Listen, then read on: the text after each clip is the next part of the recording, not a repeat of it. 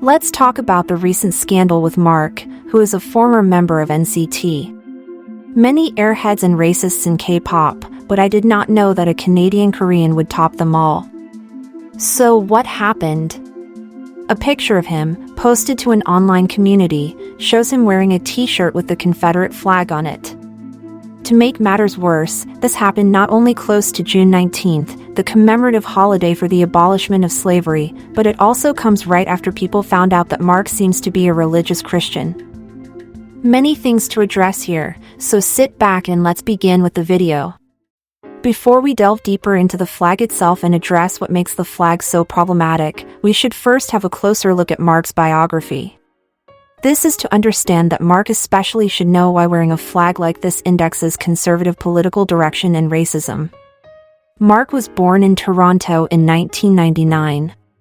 During his childhood, he moved various times from Vancouver to New York and back to Vancouver. This was until he auditioned for SM Entertainment in 2012, and during his 9th grade, he was asked by SM Entertainment to come to Korea. This means that his education up to 9th grade happened in North America, and he finished the rest of his education in Korea. Knowing all of this, it is very hard to believe that he did not know what the Confederate flag stands for, considering that even many Europeans who finish high school have at most learned something about slavery and have come into contact with the issues of the flag. To put it differently, Mark was raised in a cultural context where he couldn't have escaped the history of slavery.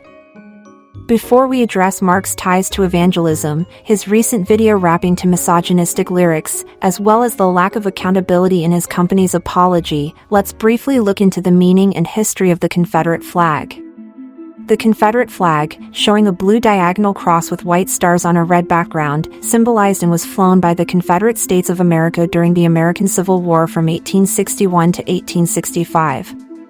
The Confederate States strongly opposed the abolishment of slavery and upheld an identity of white supremacism, the idea that whiteness is at the top of the racial hierarchy. In fact, the Confederate States' primary grievance was over the fact that the federal government would eventually eliminate slavery. To distinguish themselves as independent, the Confederate States officially recognized the flag as their symbol. After the war, the Confederate flag kind of became forgotten until Strom Thurmond ran for South Carolina's president in 1948. Thurmond opposed African American civil rights movements and supported racial segregation. People who supported Thurmond's pro-slavery attitudes would wave the Confederate flag as a sign of support. The Confederate flag was raised until 2015 over the South Carolina Capitol until a man shot and killed 9 black individuals in the city of Charleston. Debates opened, and it was demanded that the flag, as a representation of racism, be removed from the Capitol, which eventually was set into practice. What becomes very clear here is that it is very much likely that obtaining a t-shirt with a Confederate flag on it requires you to be surrounded in a circle in which the nostalgia of the pro-slavery South and the Confederate States is somewhat upheld. This is often the case with conservative Christian families who often yearn for the quote-unquote better past. North American Christians tend to be conservative because their theological beliefs align with conservative values, or rather, conservatism is often based on biblical ideas of what a family should look like, what reproductive rights should look like, what God's given social order is, etc. After Mark left NCT, he more openly started talking about his religious beliefs. In fact, the company that he founded, called Upper Room, is a reference to the Upper Room of Jerusalem, where Jesus is believed to have held his Last Supper with the disciples. People started paying attention to how his first album had a religious theme. Pictures of him doing a listening party at a church and concept photos of him holding up a sheep, similar to the imagery of Jesus, started going viral. Religion and American conservatism go hand in hand, but that does not necessarily translate to him wearing a Confederate flag because of his religion. Either way, the situation isn't helped considering that he has been the rapper of the group and his whole musical identity is based around black music. This fact makes it even worse that on one hand, he wears imagery which stands for racism against black people, but his entire career is based on the culture of the same people. Without black people, there would have been no rap, and without rap, there would have been no career for Mark. Considering this, you would expect someone to be at least somewhat knowledgeable about the culture you are taking from. This goes hand in hand with the idea that Mark finished school fairly early in the States and probably does not know what the flag stands for. As explained above, for me it seems highly unlikely that in grade 9th in North America you have not heard about the Confederate flag, but even if we go with this argumentation, it is still his personal responsibility to educate himself on the parts he missed out on during his career. He is a grown person, and every grown person is to a certain extent responsible for their own ignorance, especially in a topic that is strictly tied to your career. Whether you agree with me up to this point or not, it is hard to deny how shameless an apology the one released by his company was.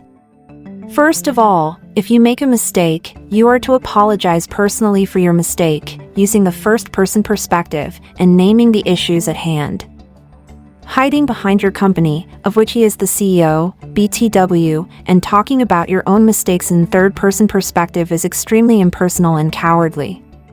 In the apology letter issued by the company, the Confederate flag shirt is called a vintage item. The letter reveals how they found out before the release of the photo that the shirt is problematic in nature and therefore hid it in official content, yet the photo was released on community sites. I am not so sure what the purpose of this paragraph is, other than telling the world that they tried to cover up the mistakes but failed.